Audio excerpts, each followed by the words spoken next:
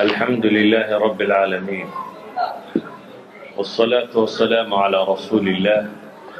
وعلى آله وصحبه أجمعين وبعد waxaan isku dayi doonaa in sha allahu tacaala inaan intii alla uu ka qoro ka idhaahdo mawduucaasi ku saabsan alistiqaama ama toosnaanta ilaahi subxaanaه wa tacaala isagoo nebi moxamed calayhi الsalaatu wasalaam la hadlaya ayuu wuxuu alla leeyahy subxaanaه wa tacaala faاstaqim kama umirta waman taaba macaka walaa taطغw إنه بما تعملون بصير ولا تركنوا إلى الذين ظلموا فتمسكم النار وما لكم من دون الله من أولياء ثم لا تنصرون وأقم الصلاة طرفي النهار وزلفا من الليل إن الحسنات يذهبن السيئات ذلك ذكرى للذاكرين آيات كسقوانك وكمدة في سورة هود إلهي سبحانه وتعالى نبي عليه الصلاة والسلام وحكو أمريا الاستقامة إسقايا ومن تاب معك بالله سبحانه وتعالى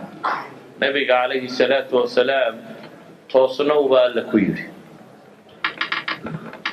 ضدك الله صعد النبي الصحابة دي سية أما مسلمين تية ama ilaahay rumeeyey subxaana wa tacaala iyagana waxa lagu yidhi toosnaada waxaynu xoogaa isdul taagi doonaa markaasi toosnaantu waxay tahay iyo waxyaabaha inugu taageeraya inaynu toosnaano markaasaynu arki karnaa raadka iyo atarka ay bulshada ku yeelan karto istiqaama erayga af carabiga waa ضد الاعوجاج والانحراaf waa toosni waxay cagsi u tahay qallooc shayga mustaqiimkaana luga alcarabiya waxa la dhaha shayga muctadilka ah ama muntasibka ah ama si fiican u taagan ee aan qalqallooca lahayn jid toosan iyo jid qalqallooc leh ayaa la tilmaama sharciga markaynu eegno istiqaamadu waa inaynu raacno dariiqa toosan ee ilaahay subxaana wa tacaala uu inoo jideeyey inugaan bidix iyo midigtoona eegaynin wixii daaco layna faray mid daahir iyo mid baatinaba ama mid muuqata iyo mid qalbiga degta labadaba la imanayna wixii laynaga reebay kiisa muuqda iyo kiisa qarsoonba ka tegayna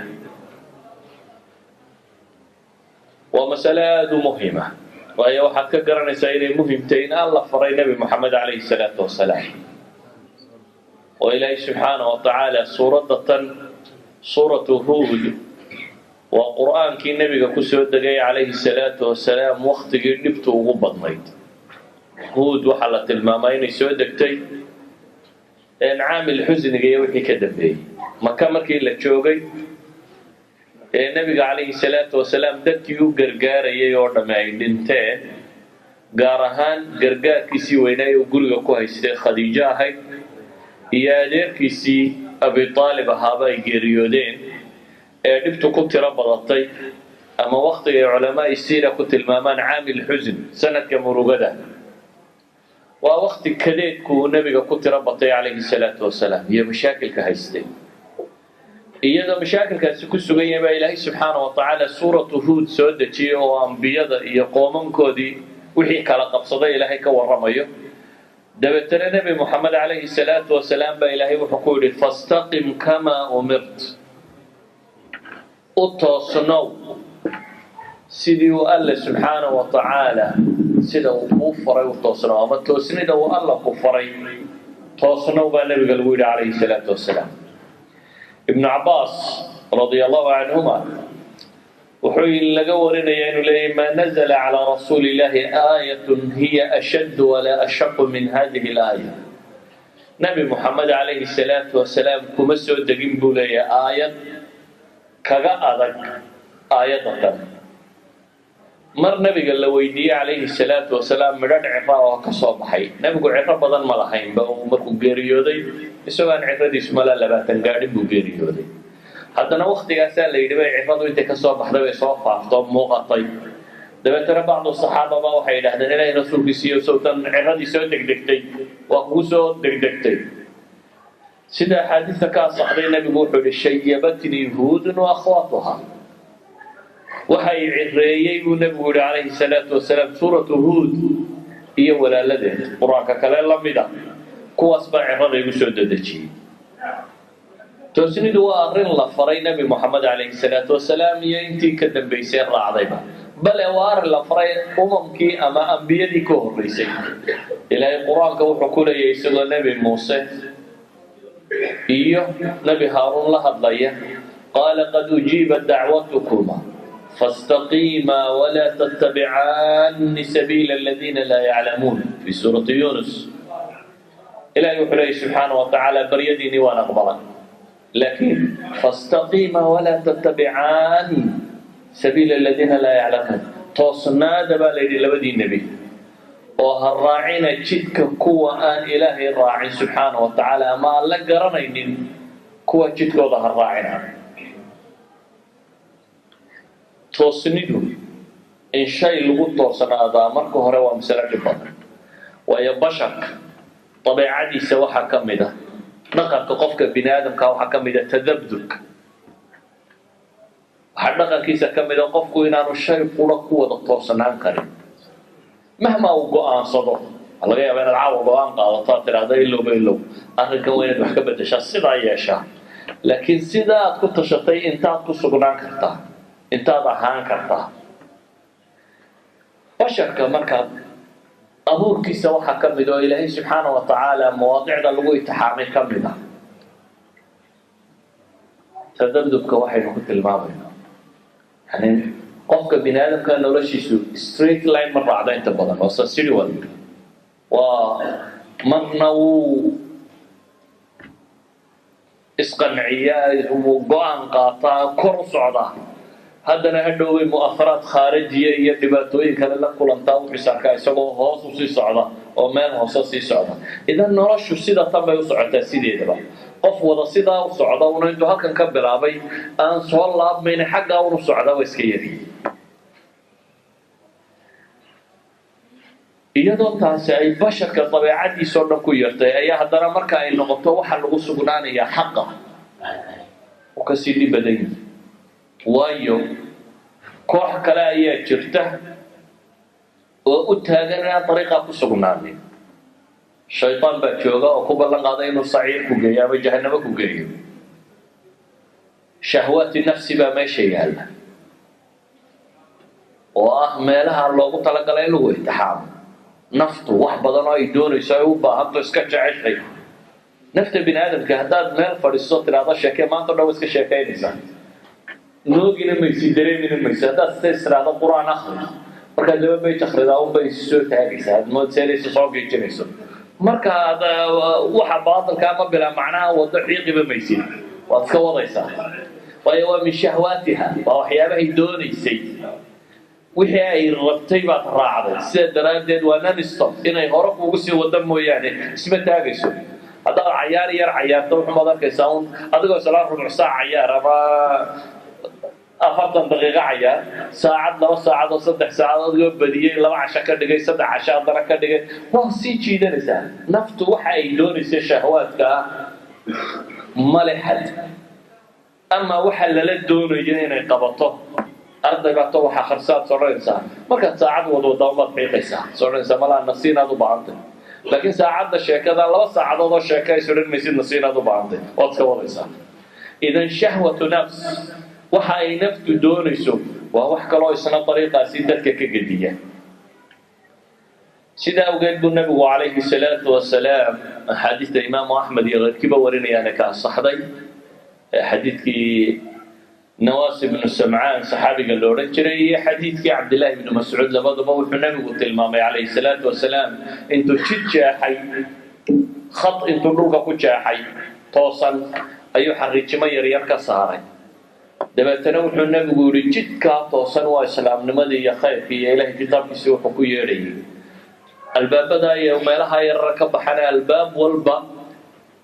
daah baa ku rogan qofka bini aadamkana waxa la leeyahay wardaha rogid haddaad rogto waxay u badan tahay inaad gasho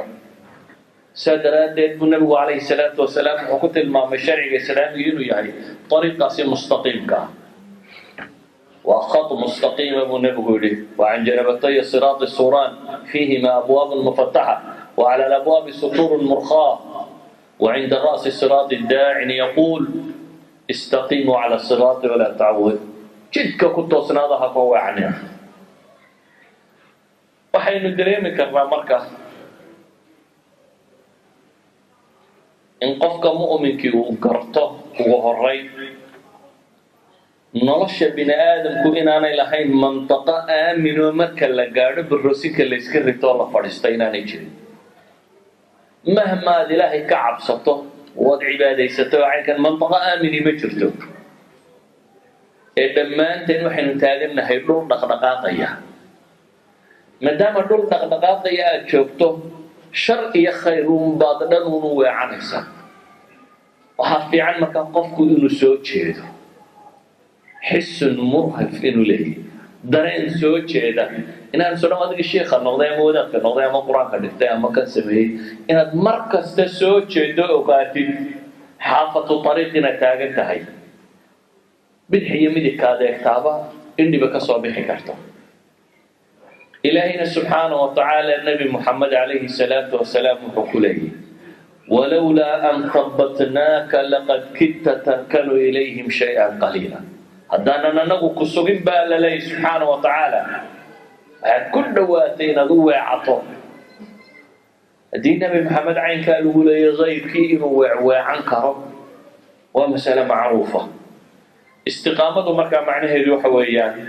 waa dagaal joogto ah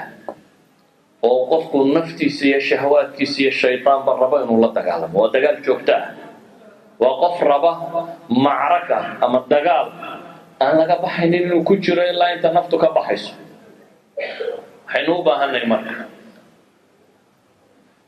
istiqaamadu xadiidkii saxiixi muslimka ku yaala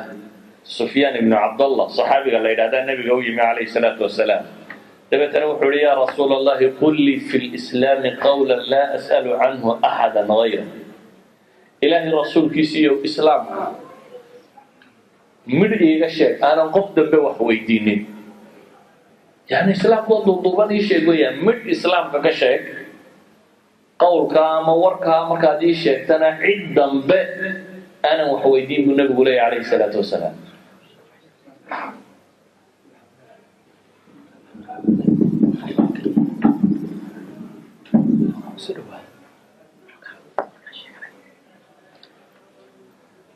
wuxuu saxaabigaasi nabiga uu leeyahay calayhi salaatu wasalaam waxaad ii sheegtaa war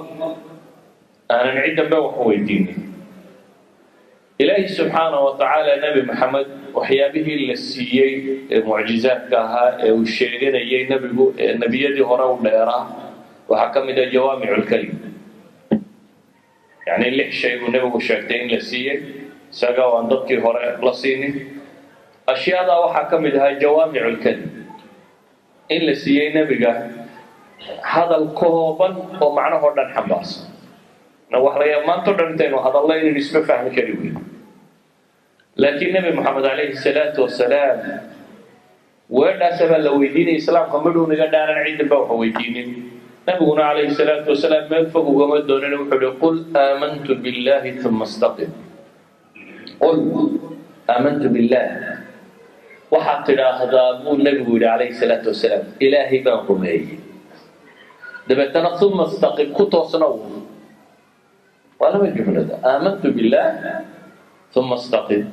intaasuu nebigu ninka warkii ugu soo koobay ilaahay rumee subxaanahu watacaala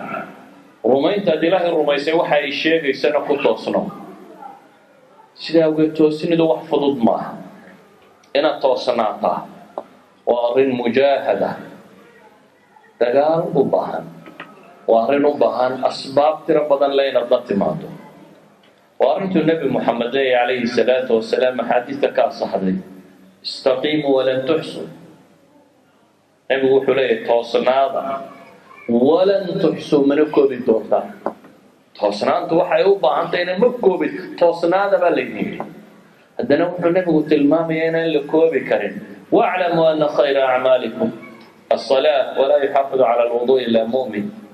حانا وكسونا تنبو النبي عليه الصلاة والسلام عمل كينا إنه خير بدن طاهي صلاته ويسنا ما إلى ليقف مؤمنا مويان. يعني النبي عليه الصلاة والسلام قلت المام يستقيم ولن تحصوا توصنا ما نكو بالدونتان توصني دم حال وجهنا. waxaynu leenahay waxa fasiri kara xadiidkii kale saxiix muslimka ku yaalay nabigu calayhi salaatu wasalaam wuxuu yidhi qaaribu wasaddidu ama saddidu wa qaaribu. sadaadku waa sawaabku aada hesho. qofku markuu dhugtamayo meel baad ku dhugtamaysaa ood gamuunka ama waranka ama qoriga ku ridaysaa. sadaadku waa markaad la hesho barta lafteedii. laakiin dadku miyuu wada sharp shooters dib bararka la inoo dhigo misaal la helaya meesha la calaamadiyo wax yar inta badan lama helayso. laakiin nabigu wuxuu leeyahay haddaanad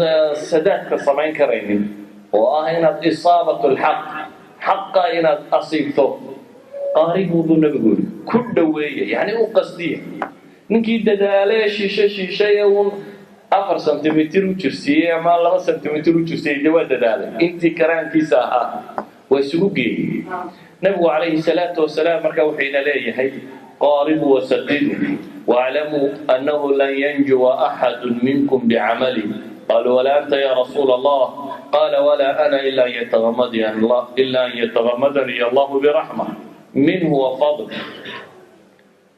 waxa markaa muhiimkii waxa weeyaan inaynu dadaallo oo ku dadaallo inaynu toosnaano. inaynu dadaallo oo ku dadaallo inaynu naftan ilaalino. inaynu dadaallo isku dayno inaad shaytaan iyo inta la socotaba ka hor timaadin. aslu listiqaama marka toosnida asal waxa u ah tawxiid. toosnida waxa asal u ah istiqaamatu lqalbi cala tawxiid. qofka qalbigiisa oo tawxiidka alle subxaanahu wa tacaala si dhaba u qabsadaa. markuu qofku dhab alle u garto ee dhab alle u fahmo subxaanahu wa tacaala ee ilaahay wuxuu ka doonayo u garto ee uu alla dhab uga cabsado waxay keensanaysaa inuu toosanaado. cabsidu qalbigay ka timaadaa. hadduu qofku ilaahay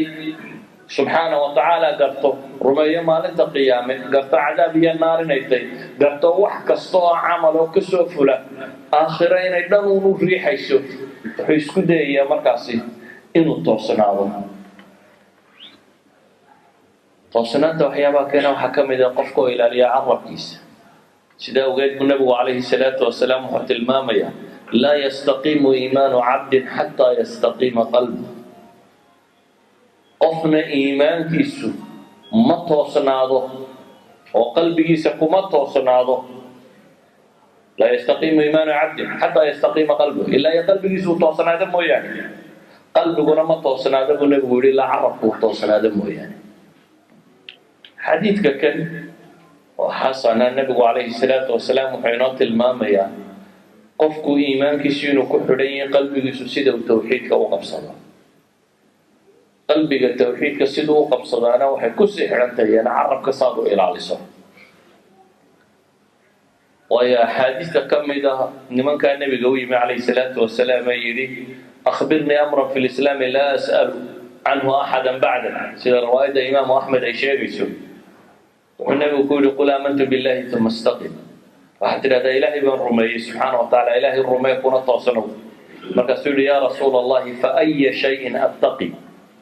محان هذا بيسك إلى لي قرت أنت محان كنا وصدا. نبي عرف قوة الماء. هذا ضربته وحلقنا وصدنا عرفت إلى لي النبي يقول. ده كان إلى لي صوت. استقامة دي توصمدي بتليسة. توصمدي ويني ده وحق فيلا إن نفهمنا قرآن قال سبحانه وتعالى وحق الشيء فضل وحق فيلا إلهي لي إن الذين قالوا ربنا الله ثم استقاموا فلا خوف عليهم ولا هم يحزنون أولئك أصحاب الجنة خالدين فيها جزاء بما كانوا يعملون. في سورة الأحقاف فصلت إليه حليه إن الذين قالوا ربنا الله ثم استقاموا تتنزل عليهم الملائكة ألا تخافوا ولا تحزنوا وأبشروا بالجنة التي كنتم توعدون نحن أولياؤكم في الحياة الدنيا وفي الآخرة ولكم فيها ما تشتهي أنفسكم ولكم فيها ما تدعون نزلا من غفور رحيم. حيل حيل وأن لو استقاموا على الطريقة لأسقيناهم ماء غدقا. إلهي وحلي قوة إلى هذا إلهي بأنه ربي دبتنا كرنا بأيوكم توصنا هذا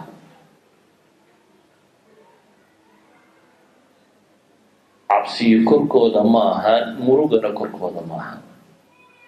bini aadamka cabsi iyo muruga ku dhacda inta ugu badan labada midna korkooda ma aha waana jannada dadka gelaya baa ilaahay leeyahay subxaanahu wa tacaala janno waxay doonaan bay helayaan adduunka ilaahay wuxuu leeyahay haddaad toosnaataan abaariba idinma hesheen laasqaynaahum maa'an ghadaqa noloshu biyay ku xidhantay dib iyo la waayo noloshuba la waayo baddaa abaarsata haddii roob heli waayo yani kalluunka oxygen ku filan ma helo saa daraaddeed badi iyo berriba meeshii biyo ku dii waayaan way abaarsataa إلهنا وحلي وأن لو استقاموا على الطريقة لأسقيناهم ماء غدقا فضل هذا يتسعين الغفلة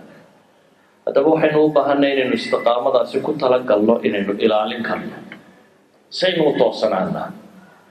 إنه توصن عنا ووضع جعل لي وآخر قوة الجنة داسي هلي إنه وضع نمنا وجعل لي لكن هاو وإنه قرنا qaabkii toosnidu ay u iimaysay toosnida waxa keenaya ugu horeeya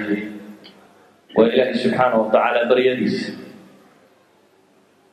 arrimaha waaweyn ilaahay baa loo tala saartaa isagaa la weydiistaa sacbada la hoos dhigtaa habeen iyo maalinba isagaa la baryaa ilaahay baana ina baray subxaanahu wa tacaala inaynu ka dhabayno baryadaas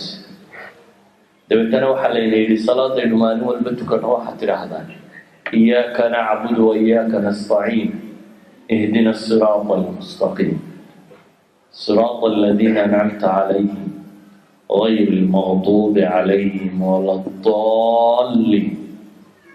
ilaahay wuxuuna yidhi subxaana wa tacaala waxaad tidhaahdaan ilaahu keligaa baanu ka caabudayna adigoo keliyaanu kaalmo ku weydiisanayna adaanu kugu tiirsanay ee nagu hanuuni jidka toosan jidkaa weliba waad astaynaysaa waxaad leedahay jidkii nebiyadii iyo dadkii waa wanaagsanaa mareen jidka yahuud iyo nasaariya inta la halmaasha ay maraanna ilaw naga weecay maalin walba waxaa lagu yidhi ilaahay baryo salaatuka oo sida tanne baryada waa shay muhima nabi moxamed calayhi salaatu wasalaam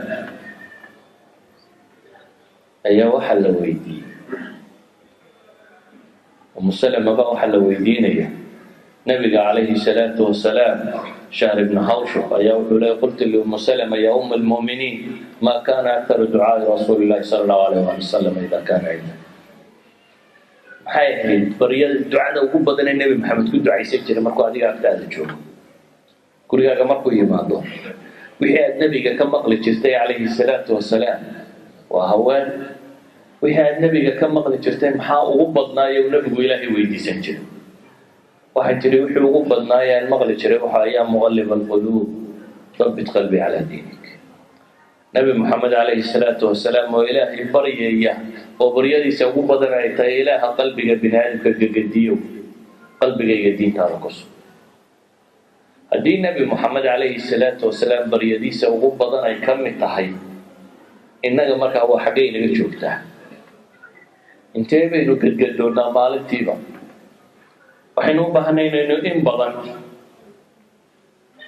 inaynu in badan ilaahay barino subxaanahu wa tacaala oo barino oo si dhaba u barino oo weydiisano in ilaahay subxaanahu wa tacaala qalbigeenna ku sugo diintiisa xadiidkaasi tilmaamaya nebigu calayhi salaatu wasalaam ilaahay weydiisanayo in qalbigiisa uu diinta ku sugo روايات صحيحة يقال حسن ولا سورية الفاظ كل دوينة صحيح مسلم كابي كتابة اللهم مصرف القلوب صرف قلبي على طاعته تسوحي tilmaamaysaa waxa koowaad aynu u baahannahay inaynu adeegsano si qalbigeenu uu u sugmaa waa inaynu ilaahay barino subxaanahu watacaala isaga weydiisano inaynu sugo shayga labaad aynu u baahnay waxa weeyaan waxay degantihiin dhul muqriyaad bay tiro badan yihiin waxyaabaha dadka kediya ee khaldaa ay tiro badan yihiin dhul macaasidu ay kool u kaa xigo foon aad kor u qaado macsi dhammaanteed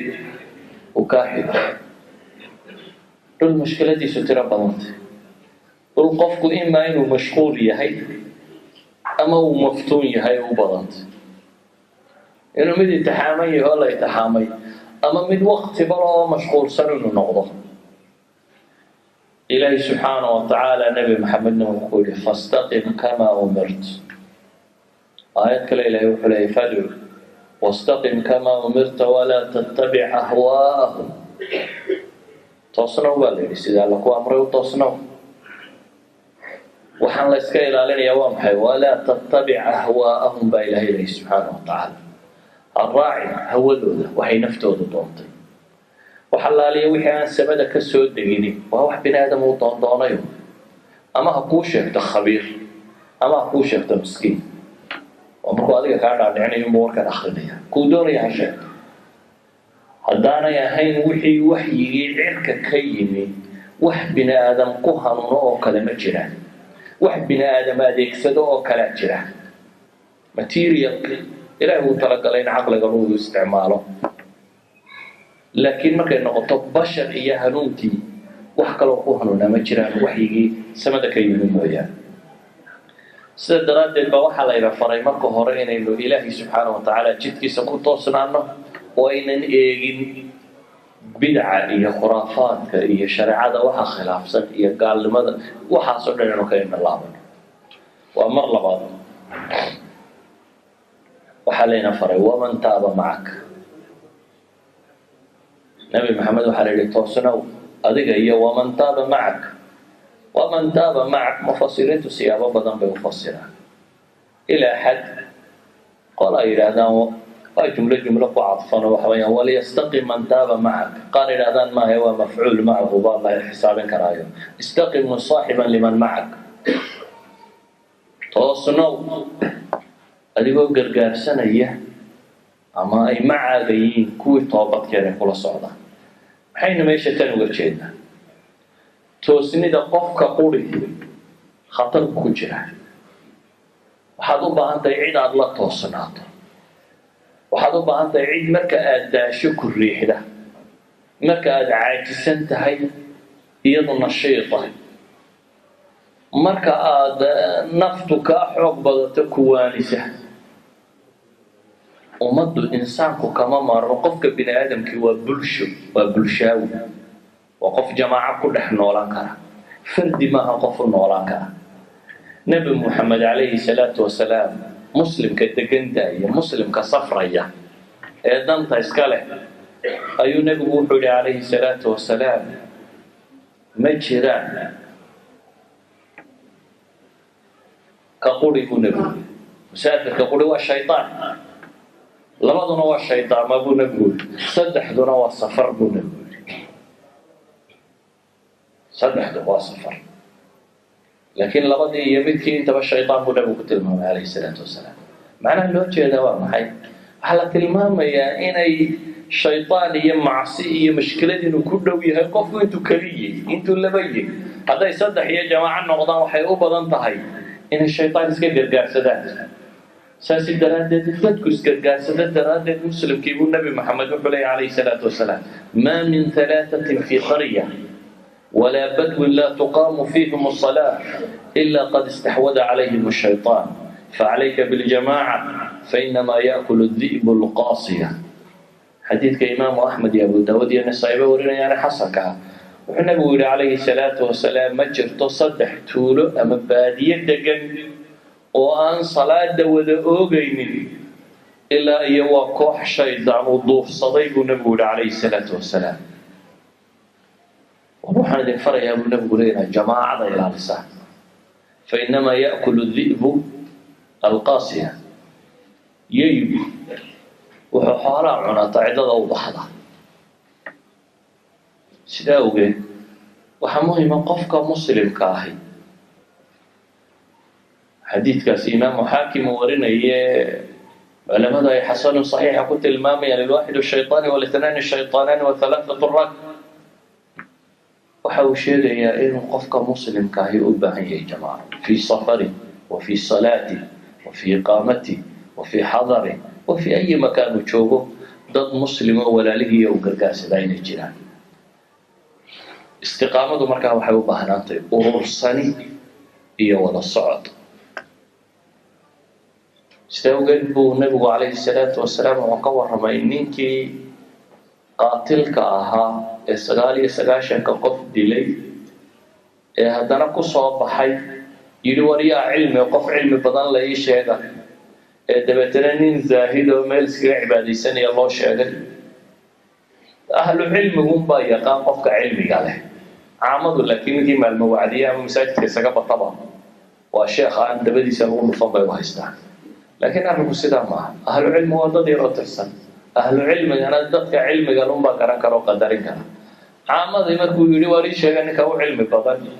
wadaad iska cibaadaysto meel joogay u sheegay. kiibuu yimi wuxuu ku yidhi 99 baan dilay, toobad ma leeyahay. maye toobad ma lihid buu yidhi. kiina madaxu ka jaray, waaba ku boqoday. ibnulxajar xaafidku markuu sharxaya xadiidka wuxuu odhanayaa inuu cilmi leeyahay daayo xataa ma caqli badnayn buu yidhi. waayo buu yidhi ninka 99 ka dilay haddaan waxba u sheegay inuu iskaga tagaabay buu leeyahay isba uga qayb maayo 99 lagu soo dilay. marka cilmi daayo buu leeyahay alxaafid ibn xajar alasqalaani raximahullah caqlan ka muuqan buu leeyahay xataa ninka kan. markii dambe uu yidhi warii tilmaama ninka dadka u cilmiga badan leh. markii dambe fadulla calaa xaalib buu nebigu leeyahay mid caalimaa loo sheegay. ninkii caalimkaa markii loo sheegayna warkiisii u sheegtay. ninkii wuxuu ku yidhi 100 baan dilay, toobad ma leeyahay. wuxuu ku yidhi waman yaxuulu baynaka wa bayna tawba, oo adiga iyo toobadda yaa idin dhex geli karaa, yaa kaa celin kara inaad ilaahay subxaana wa tacaala albaabadiisa garaacdo. ilaahay inaad barido u soo noqoto yaa kuu diidi karaa. war waxaad joogtaa buu leeyahay arda suu'in, dhul xun, arda saw baad joogtaa, meelaan fiicnayn baad joogtaa ee ka tag. oo waxaad qabataa magaalo heblaay meel kale uu tilmaamay, halkaasaa duul ilaahay caabuda ay joogaan, kuwa u tagoo la cibaadsan. muxuu tilmaamayaa? caalimka waxa lagu yaqaan waxaa ka mid ah waxa la su-aalo qura kama jawaabo, ee wuxuu isku dayaa qofkan fatwada weydiisanaya wuxuu u baahan yahay o dhan inuu sheego. wuxuu isleeyay dan baa ugu jirta inuu sheego. muu odhan inuu toobad waa deeday, laakiin wuxuu leeyahay toobadna waa deeday. markuu toobad keeno haddana berri qaar shayaadiina hadday soo maraan inuu mooryaannimadii dib ugu noqdaaba suurtagal ah, boqol kalena dilo. laakiin waxa uu rabay inuu meeshaaba ka baxo, seerkalkaa inuu ka baxo oo uu maxay qof fiican oo toosan uu noqdo. sidaa awgeed buu wuxuu ku yidhi toobadna waad leedahay, ilaahay toobaddaa cidna kama celinin, laakiin meeshaan aad joogto ka tag buu leeyo, meeshaa kala tag. sababtu waa maxay? waxaad helaysaa jamaaco khayr badan oo khayrka xaggiisa ku hagta. waxaa masalada kaaga filan axaadiista badan ee nebigu calayhi salaatu wasalaam kaga warramayo biicada iyo deegaanka uu qofku insaanku degaya iyo wixii la mid ah. xadiidkii dheeraaya saxiixu muslim haddaan soo qabanno ee sheegayay in malaa'igi jirto, ilaahi subxaana wa tacaala malaa'igtiisa qaar ka mid inay soo dhaadhacaan, dhulkay maraan, waxay baadi goobaan dad balwardinayo o ilaahay u cibaadaysanaya. marka ay soo helaan dad cibaadaysanaya ayay malaa'igtaasi ku soo xoontaa iyagoo dadkan ilaahay u baraya. akhiiran xadiidku waa xadiis dheer, maxallo shaahidkun baa u tegaya. waxay ilaahay baa weydiiyey subxaana wa tacaala malaa'igta, wuxuu ku yidhahdaa maxay lahaayeen oo waxay u sheegaan, maxay iga baryayeen. ilaahay waxay kaa magan gelayaan bay lahaayeen cadaabkaada, waxaanay ku weydiisanayeen jannada. ilaahay wuxuu ku yidhahaa subxaana wa tacaala fayaquulu rabb, ilaahay wuxuu yidhaha kuwa dembigooda dhaaf. malaa'igtii baa waxay tidhaahdaa رب فيهم فلان عبد خطاء إنما مر فجلس معه إلهي وحا لا فدhiye hebelo mid dambi badanaa meeshu buu iska soo maro uu iska fadhiistay riwaayadka xadiiska qaar kamid ah waxay yiraahdaan xaajo buu iska lahaayo uu yimid isagu markii hore kuma jirin jamaacada meesha u fadhiisatay inay ilaahay caabudo dabeetana ilaahay subxaanahu wa tacaala wuxuu ku yidhaah walahu ghafartu humul qawmu laa yashqaa bihim jaliisuhum isagana dembigiisa waan dhaafay baa ilaahay yidhaah subxaanahu wa tacaala waayo humul qawmu laa yashqaa bihim jaliisuhum baa alla leeyahay subxaanahu wa tacaala waa duulka la fadhiistaana aanu hoogin idan haddaad ahlu cilmiga masaajidda dhulka khayrka lagu hayo wacdigu meesha ka socdo haddaad ka ag dhawaato ilaahay dembigaagu dhaafaya subxaanahu wa tacaala waxaad ka helaysaa cilmi ku anfaco dariiqa kugu haya waxaad ka helaysaa wax ku toosiya oo dantaada iyo khayrkaaga kuu sheega maaha inaad tidhahda anigu waxna waan aqaana waanan isku filaysa caqligaygana waan qabaa shanta salaadada gurigayga iskaga tukanayay maxaa masaajidda iyo uga baahnay wadaadada iyo meelaha jooga war bulshadu inay wada socoto wadaad iyo wabiinba inay isu timaado wada socotaabay wax ku tahay saasay ku toosaysaa walidaalika nabigu calayhi salaatu wasalaam wuxuu tilmaamayay saaxiibka fiican iyo saaxiibka xun muxuu ku sheegayay nebigu kii buufimada afuufayay yacni tumaalkii samaynayay birta dabka lagu kaleynay buufimada ku afuufayay ka haddaad la fadhiisato dee ama maradu kaa gubi ama dambasuunba kaaga soo duuli ama wax fiican ka heli maysid ka cadarka iibinaya haddaad la fadhiisatana baa la yidhi ama wuu ku siin ama waad ka iibsan ama inta aad la joogtaabay meeshuu udug fiican yeelan doontaa waxaasoo dhami waxa ay sheegayaan jamaacadu fiicani in ay qofka wanaaga ku ilaaliso wa qur-aanka ilaahay subxaanahu wa tacaala wuxuu inoo sheegay ey la saaxiibay dad wanaagsan qur-aanka ilaahay buu ku yaalla xataa eyga magii waxa la sheegay eygii baa la xusay eygii ayo وتحسبهم أيقاظا وهم رقود ونقلبهم ذات اليمين وذات الشمال وكلبهم باسط ذراعيه بالوصيد فتيدي إلهي الرميسية قالنا انت اسكاقات تكتي أهل كهف هيدا قدك قشي دين تودا لبحصاتي هلكا سيحتي حتى أي قودي بمقع هلا يقراك قصار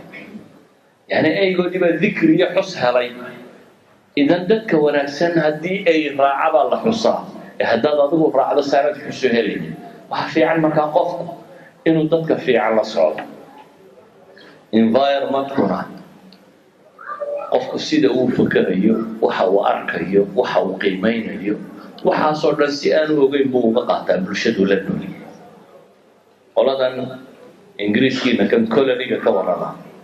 istinsakh albashar dadkana yiraahdaan waa copy baa la sameynaya photocopygiisa qofka la sameynaya iyo dhooshiini yareeyay maxaa Scotland lagu wadwaday waxay ka waramaan fikrada ay keenana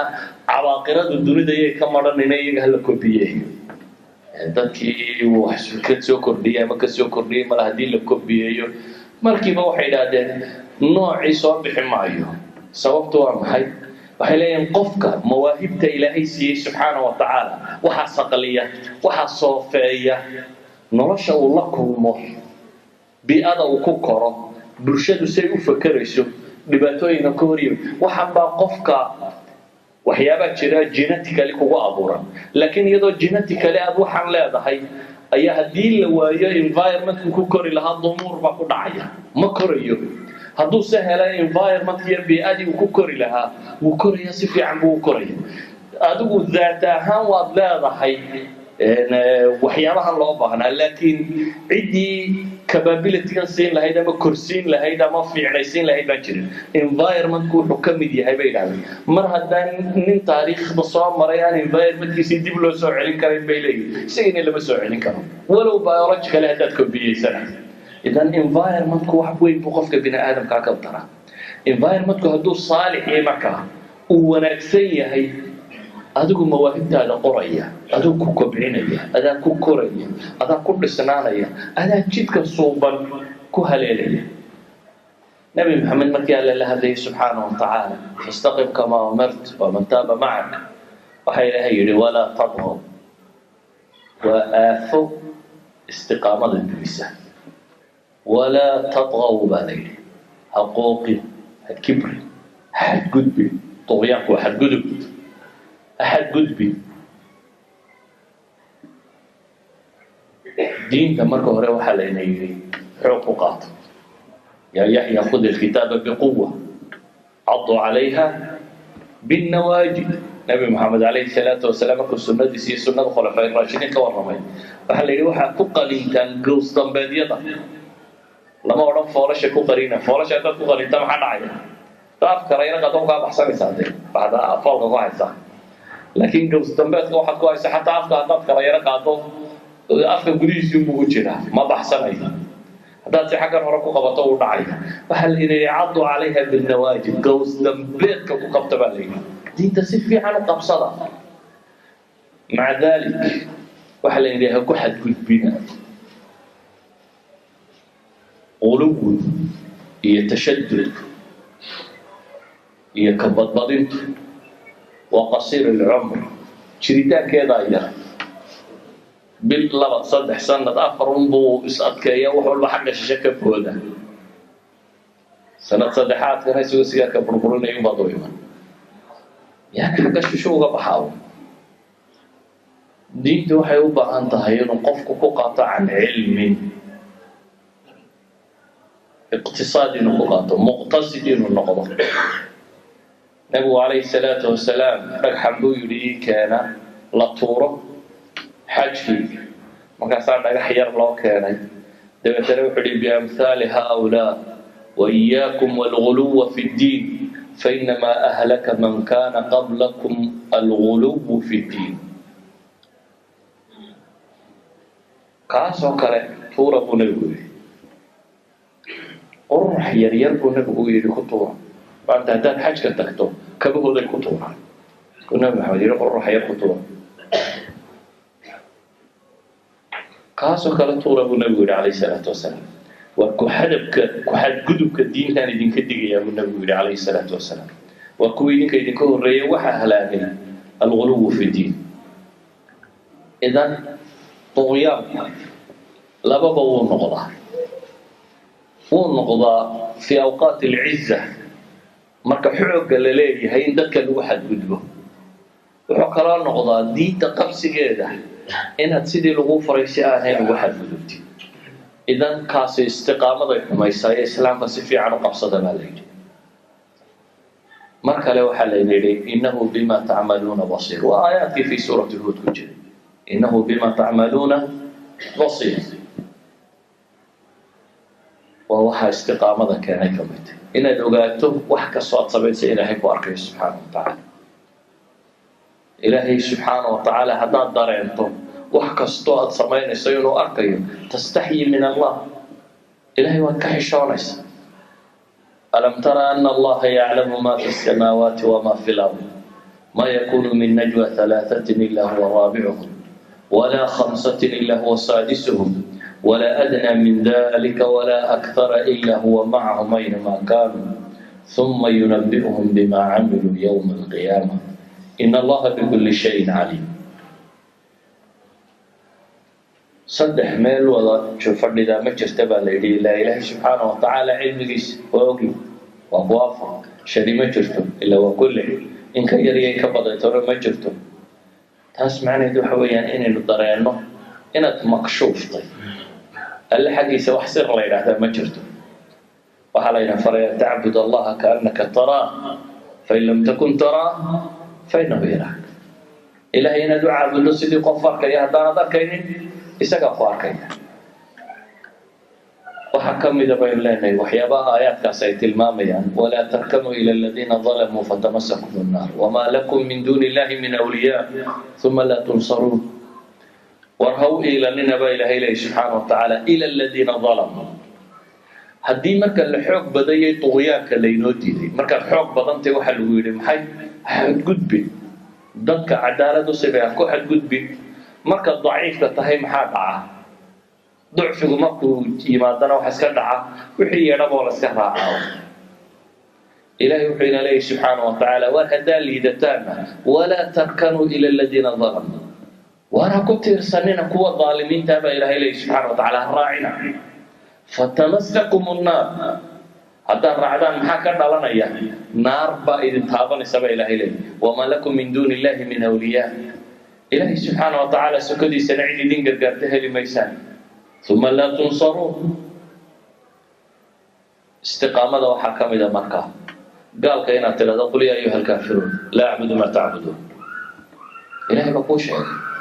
نبي محمد قال لي قل يا أيها الكافرون لا أعبد ما تعبدون وقال لي هي وحا عابد سنة وعابد ما يقول قفك مؤمن وين قال لي وحا عابد سنة وعابد ما يقول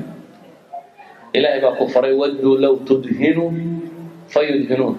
شعلا إن دين تبر خيرة تكتار ويجا بعضا وينا وحود بر دين خيرة تكتار ده أول بباطل بيجوا يستلم حاجة تبيها أدوم باين حق له إدارية سو هدو صاير الدرك حبوك صادرك باطل مك صادرك لكن هذا ما شاء الله ربنا لغاير الدرك يا وام حي وين حق إلى ضافته إلهي بقول ودوا لو تدهن فيدهنون إلهي بقول إنما وليكم الله ورسوله آيات كثيرة بدل مسألة سكة والربيع نبي محمد بقى إلهي إليه ولولا أن ثبتناك لقد كدت تركن إليهم شيئا قليلا أنا نقول سبين بقى إلهي إليه سبحانه وتعالى بقى يلا أخرني ويكون فوقين الحي هذا السنة أن عالم كمان تجوجه متخصصين بالوية سيدة تذكر قاضي سيها بروفيسورز اكسبرت maxaa expert lagu yiri dadka saa loo maray habaabiyo gaalnimo expert lagu yiri idan waxa laga rabaa inaad raacin طريقة هذا نرطينا سبحانه وحيابات وبعض وحكم إذا آيات كاسة المامية وأقم الصلاة طرفي النهار وزلفا من الليل إن الحسنات يذهبن السيئات ذلك الذكرى للذاكرين إلهي وحلي سبحانه وتعالى صلاة دوغا لبدا تعالى مالنتي إيه هبيتي يعني مالن إيه هبيت بالصلاة هي شنطها لك عليها وأيو حسنات سماها أيام ما هترتيرها إن الصلاة تنهى عن الفحشاء والمنكر عبادات قاب يقول لي سيين قفكو هدول لازمه وتوسيه عبادات waxay u dhisantay qaab waa programmed baa laga dhigay maalintaada sanadkaaga waqtigaaga dhan waa programmed haddaad ilaahay aqbasho waxa lagu program gareeyay maalintii 5 jeer inaad ilaahay soo tagto subxaanahu wa ta'ala shan waqti kala nooc ayna tukato jamaaعayna ku tukato salaad kasta waxa hareeraha laga dhigay sunan inaad isticmaasho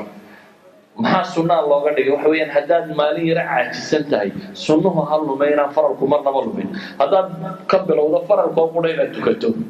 maalintaad caajisan tahay faralkaa baxsanaya laakiin haddaad faralka iyo sunnaaba wada tukan jirtay maantaad caajista waxaad tukanaysaa maxay at least faralkii baad ilaalinaysaa ayaa waxaa baxsanaya in sunnaha idan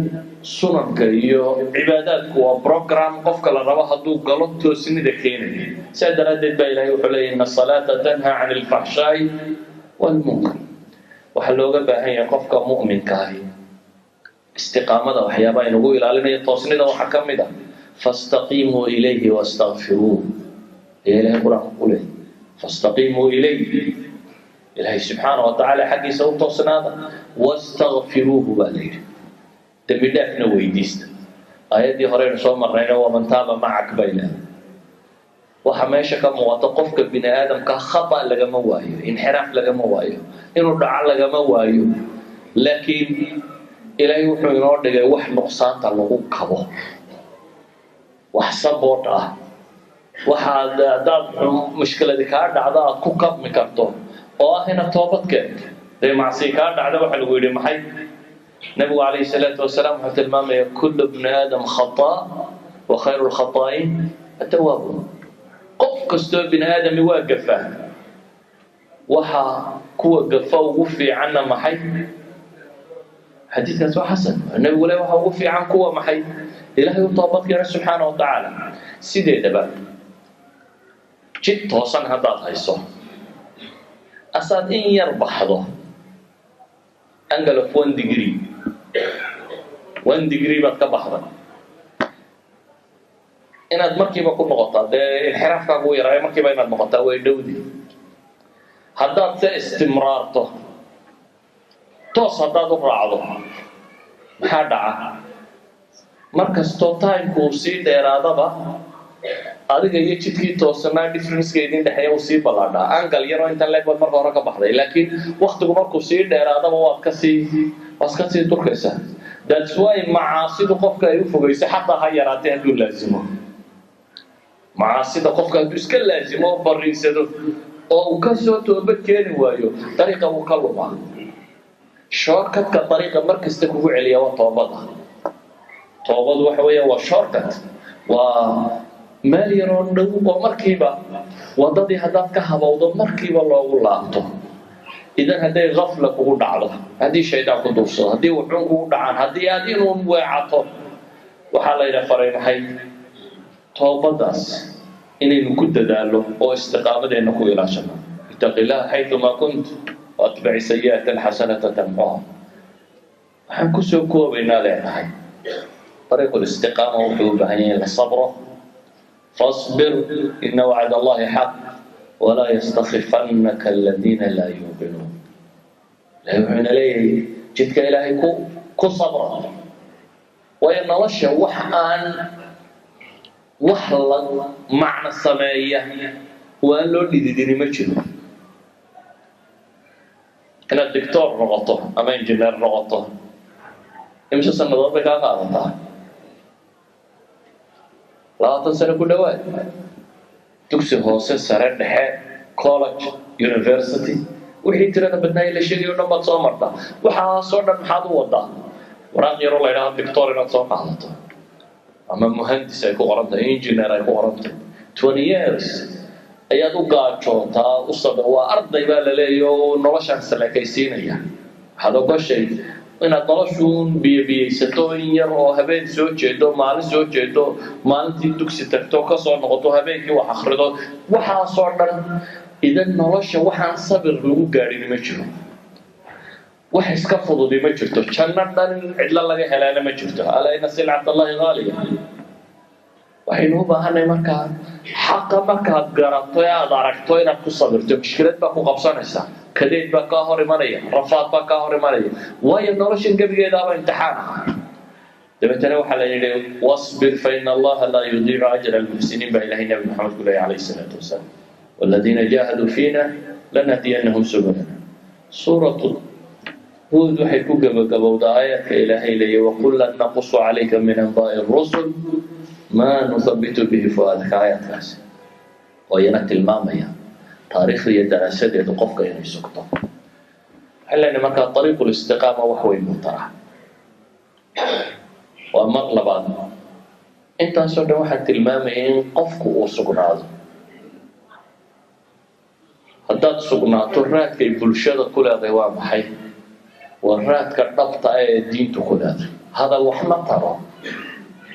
waxa wax tara wax camaliya. waxa wax tara bini aadamku Soomaalidu waxay yidhahdaan waa maxay? waa ku garaadle ma intuu dhaadaan ku wacdiyo wadaadku wacdiyadeeday. laakiin haddaan qof toosan noqdo oo dhaqankayga, akhlaaqdayda, behaviorkayga, saan dadka ula dhaqmayo, saan ula noolahay, hadduu toosan yahay waan ku raadaynaya. laakiin maalin iyo habeen haddaan ku wacdiyo hadhowna mukhbaarada kaaga horreeya waxba sheegi mayso. sidaa daraaddeed baa ilaahay subxaana wa tacaala qur-aanka wuxuu inoogu tilmaamayaa يا أيها الذين آمنوا لما تقولون ما لا تفعلون كبر مقتا عند الله أن تقولوا ما لا تفعلون. dhanba islaamka waxay ku soo galeen dad muslimiina oo toosnaa daraaddood. maantana waxaan isleeyahay dad dhanba islaamka waxay uga shakisan yihiin dhaqan xumada inaga muuqata. waayo innaga sidana label ay ku qoran tahay muslim, islam. qur-aankayga waxaan wanaagsanay ku qorayina ka akhri qofku yeeli maayo. adaa labelkiisi tawa inuu adiga ka akhriya. haddaad adigu noqoto kii beenta sheegayo, adigu noqoto kii wax xadayo, adigu noqoto kii wax khiyaamaynayo, adigu noqoto kii suuqa isu qarxinayo, adigu noqoto every shaqo kastoo ibala haddaad adigu hogaaminayso, siduu u akhriyi karaa qofku intuu intaasoo dhan ka dulboodo uu qur-aan iyo sunna intuu soo akhriyo odhan doona kabaa qaldanaayo qur-aanku iyo sunnadu sidan bay sheegayaan? waa wax adag. idan waxaan leenahay war label baa sidatan ay ku qorantay muslim ama islaam. dadku islaamka waxa aad samaynayso u haystaa inay islaamnimada tahay. سدرادد آخر كأي كل هذا وحويان آخر وحن كعب سنة يا إن لا يناقب صادق ضد بدن إنه الدين تسكور تاني إنه الإسلام إنه دين سكين فعلا إنه حما إنه ضد بدن سكور تاني إنه الدين تكلان مركو أركو مسلم كسلو نقبل مركو أركو دبرديو حجابا وهذانا ونت عبرو رشورنا مساوي إلى وضعي سبريت بكشة أنت وحكي شيء كيسا أما كشة هذانا اللي بهال كانوا كسر تاي المسلم تاي أو إسلام كانوا وحا وقلي نكيو وده هذا وقرن وعين كنا واللي بالإسلام هذا كسر وهذانا بيرو شريعة سوشيال كيو كان شقة كشقية سوشيال كنا بيرو دلتا وحاصر دميوارد وإيفل ديس وفعل شيطان وحلوب أنا وحويا قفكو إنه مستقيم نقطة استقامة ناسين أيها طريق الدعوة ومباهلين سبيكرز إسلام كو هضم إلى حق غالية مباهلين دad سلام كنت كو شيء ولا باهي لكن waxaan uga baahi badanay dad salaamka ku dhaqma sida awgeed bay saxaabadu ducaad waxay ku ahaayeen dhaqankooda may wada ahayn dad wada mufawwaha oo aqoon badan xambaarsan iyo cilmi badan ma ahayn dad badan oo saxaabada ka mid ah nabiga inta uu yimaadeen bay maalin ama laba cisho la joogeen qaarkood toddobaad bay la joogeen qaarkood haddana dhan baa ku soo islaamayay waayo qofkan wixii uu ahaan jiray waxaan ahayn baa loogu yimi jiray markuu islaamo sida awgeed istiqaamadu toosinidu afarka ay ku leedahay waxa laga yaabaa inaad aragtaan qof soo islaama waxoogaa kuma aad u sheegtay qofku soo islaama si wanaagsan aad ula dhaqantay qofku soo islaama dadkaasoo dhan waxay ku islaamayeen wax uu ka arkay inta badan ma aha sheeko aad u sheegtay waxay ku islaamaan wax ay ka arkeen ama dabeecad wanaag ha noqoto dhaqan fiican ha noqoto akhlaaq wanaag ha noqoto caqiido toosnimo ha noqoto deganaanshiyo ha noqoto waxaad sheeganayso aad ka run sheegaysaa ha ahaato idan istiqaamadu iyadaa ah dacwada saa diinta dadka loogu yeedho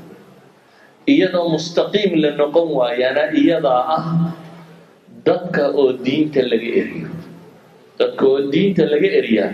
waa iyadoo muslimnimadana la sheegto mustaqiimna lagu noqon waayo idan iyada waxaan kusoo koobaya weedha aatharuha cala almujtamac waxaan ta kale waqtiga u siiyey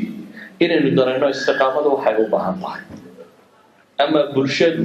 waxaan is leeyahay ingiriis wax yar buu idinku qaadanaya haddaad toosanaataan wallahu aclam billahi